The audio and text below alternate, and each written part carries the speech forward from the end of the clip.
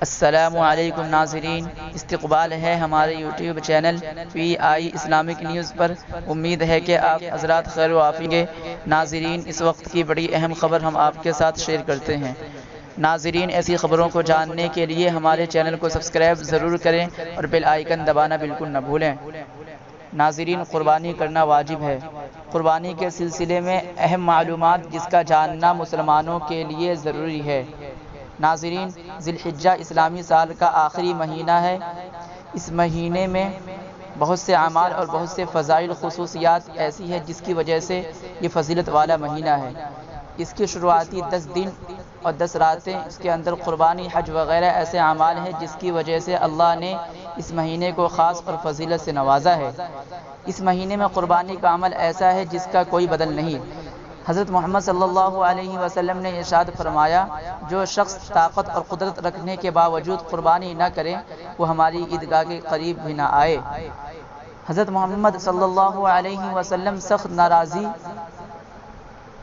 ظاہر کی ایسے شخص پر جو قربانی کے دنوں یعنی 10ویں، 11ویں، 12ویں ذی الحجہ میں قربانی کی طاقت اور قدرت رکھتا ہو اور قربانی نہ کرے۔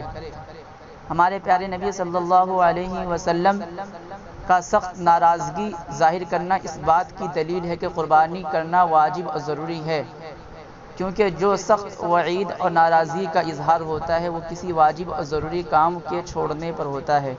اس سے معلوم ہوا کہ قربانی کرنا مسلمانوں پر لازم اور ضروری ہے۔ اب سوال یہ اٹھتا ہے کہ قربانی کرنا کس مسلمان پر واجب ہے؟ جواب یہ ہے کہ قربانی کرنا اس بالغ مرد اور عورت پر واجب ہے جو قربانی کے دنوں میں نصاب کا مالک ہو، یعنی جس کی ملکیت میں 7.5 تولہ سونا اور 52.5 تولہ چاندی یا اس کے برابر روپیہ، پیسہ یا تجارت کا سامان گھر میں رکھا ہوا ضرورت سے زیادہ ہو، ایسے شخص پر قربانی کرنا واجب ہے۔ قربانی واجب ہونے کے لیے مال پر سال گزرنا شرط نہیں ہے، بلکہ اگر کسی کے پاس عید والے دن بھی نصاب کے برابر مال آ گیا تو اسے قربانی کرنا واجب ہے۔ یہاں تک کہ اگر 12 ذی الحجہ کو بھی اتنا مال حاصل ہو گیا تو بھی قربانی واجب ہو گئی۔ قربانی کے جانور بکرا، اونٹ، بیل، بھینس وغیرہ، ان تمام جانوروں میں سے ہر ایک کی قربانی جائز ہے۔ ممنوع جانوروں کی قربانی سے پرہیز کریں۔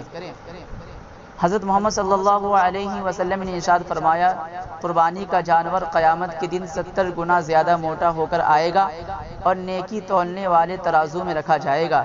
لہٰذا ذوق و شوق اور خوش دلی کے ساتھ اللہ کو راضی کرنے کے لیے قربانی کرنی چاہیے۔ اللہ تعالی ہم سب کو عمل کرنے کی توفیق نصیب فرمائے اور ہماری تمام نیکیاں اور قربانی کو قبول فرمائے۔ آمین۔